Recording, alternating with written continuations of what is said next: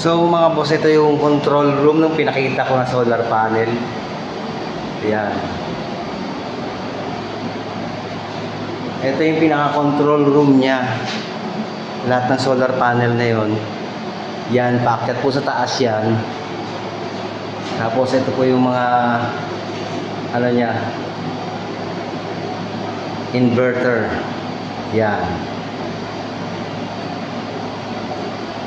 Naka-aircon po yan. Sa umaga lang po binubuksan yung aircon nito kasi mainit sa umaga yan eh. Nag-harvest ng kuryente galing sa solar. So yan. Yan yung inverter niya. Galing po sa solar yan. Yan po yung pinagdaanan niya. Tapos yan. Ito po yung pinaka-control room niya, mga boss.